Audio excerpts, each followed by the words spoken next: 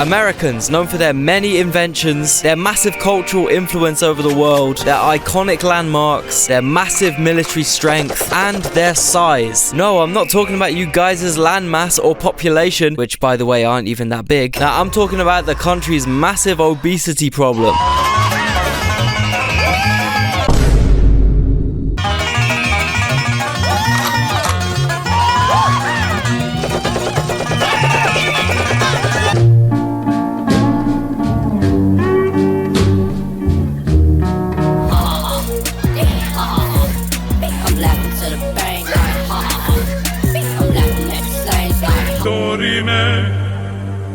Interrimo ad appare dorime.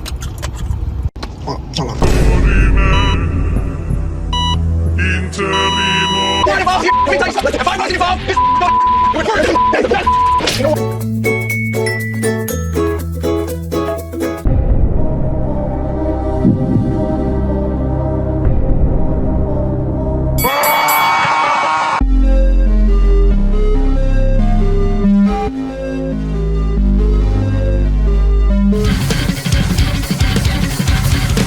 Aside from their gun laws, their use of weird metrics for no reason, and their lack of universal healthcare, Americans being fat is one of the main things the rest of the world makes fun of them for. And this topic is actually such a sensitive subject that in the past, American politicians have had their entire reputations ruined by fat jokes. But how bad is America's obesity epidemic really? Is it just a silly stereotype, or 73% of Americans are overweight? 42% of American adults are obese. Bro, the heaviest guy ever in the world's entire history was American. And that's right guys, I'm going to do the same thing that all the overly serious geography channels with 4K stock footage backgrounds and boringly normal political takes do, and compare America to Europe. Compared to America's 42% obesity rate, Europe clocks in at only 17%. And that 70% is literally all Turkey's fault, okay? I'm not even joking. If you remove the UK and Turkey from that statistic, Europe would have like minus obesity percentage, okay? And if you want to take the America pilled side on this, you could argue that compared to European food, American food just tastes better, and therefore they eat more of it because it tastes nicer. Simple. That's kind of true in a way, but also completely not true in a way. For example, as much as I love a proper British meal, I'm not exactly going to be frantically binge eating beans on toast, you know? Also, take this Neapolitan pizza, right? Most people would agree it's really, really tasty, but it's not something you'd really get chemically addicted to and keep manically stuffing more and more of them down your throat even if you're full. It's literally just bread, cheese, tomato and basil. It's not like that good. American food, on the other hand, is like the most addictive Moorish drug ever. America has the second highest salt consumption per capita in the world, second only to their best mates, China. The USA also has the highest processed sugar consumption in the world, and this stuff literally makes your brain release dopamine, which is the same type of high you get off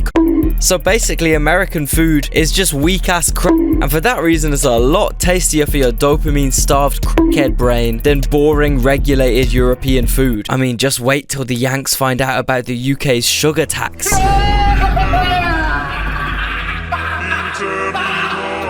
I'll get back to that in a second. I just got a quick question for you. Have you ever used public networks and felt completely unsafe and unprotected? Data breaches and malware infections could just be one click away. Do you really want to risk your important data? Of course you don't. With CyberGhost VPN, you do not have to worry anymore. Once you turn it on via the app, CyberGhost transmits your data through a secure encrypted tunnel, giving you a very high level of online anonymity and military-grade security. You will not lose any speed or responsiveness. You'll be able to access a ton of blocked online libraries from over 40 streaming services: Netflix, Hulu, Amazon Prime, Disney Plus, many more. Change your online location in just 3 clicks and get 40% more content from the libraries you currently have. Use one subscription to protect and enjoy online freedom on up to 7 devices, so it's the perfect choice to protect your family. Also, CyberGhost VPN is compatible with most operating systems, including Windows, Mac OS, Linux, iOS, and Android, smart TVs, and even gaming consoles. They got more than 38 million users users, an excellent rating on Trustpilot, and a price of just $2.03 per month, plus 4 months free. So act quickly. Click the link in the description to get a special discount CyberGhost VPN is granting to the Geopod community. It's a 45-day money-back guarantee and 24/7 customer support, so everything is risk-free. Anyway, whilst I know taxing sugar does seem like an extreme measure,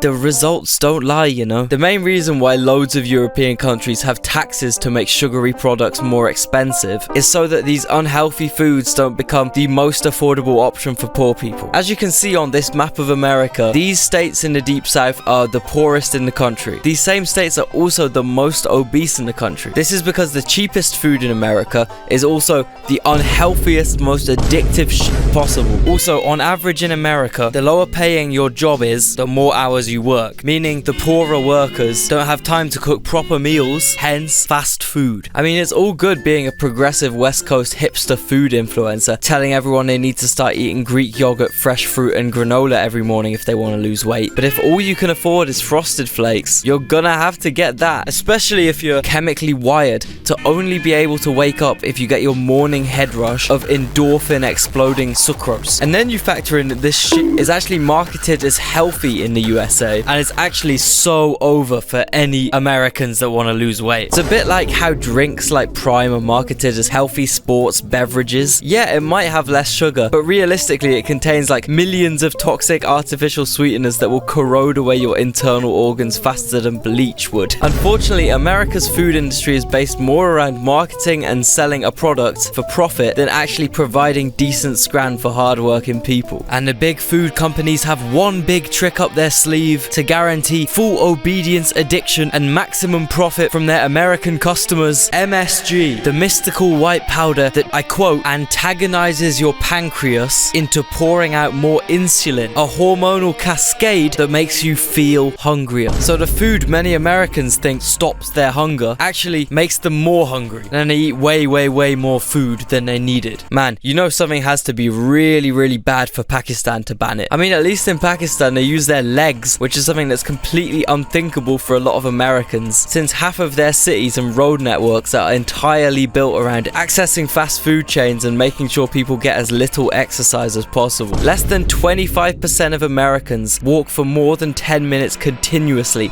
in a typical week. And I know you America-pilled guys might see public transport as pathetic, stupid, lefty nonsense, but realistically, the 12-minute walk from your house to the train and the 13-minute walk from your train to your work, for some people, could be the difference between being able to touch your toes and being morbidly ill. Also, another thing I wanted to quickly mention is how the US uses fast food addiction to economically colonize other countries. For example, the Marshall Islands, Guam, Micronesia, just loads of the Pacific Island nations. These countries once had extremely natural diets, mainly consisting of fish, which this part of the world is rich in. That was until America decided to nuke the fucking shit out of their waters. Hundreds of bombs were tested here by the US military despite major local protest. This left a lot of fish dead or radioactive, which, as you can imagine, was pretty bad for the fishing industry, leaving many Micronesians poor, vulnerable, and in need of cheap food. Hey, did someone say Mickey D's? Yeehaw, did someone say goddamn Wendy's? Hey, did someone mention some clucky-looking Kentucky Fried goddamn chicken? Who ordered some Burger King? Hell yeah! This has led to this region becoming the most unhealthy, most insanely obese part of the world. Kinda reminds me a bit of how the US treated Native Americans' rations. Yeah, we know you're 100% goddamn reliant off our rations since we eradicated 100% of your goddamn stupid, healthy, natural food source. So in return, we're gonna send you just enough sugar and lard and hard liquor and gambling chips for you to stay alive. Freedom! So anyway, I guess the moral of this story is maybe beans on toast isn't actually that bad.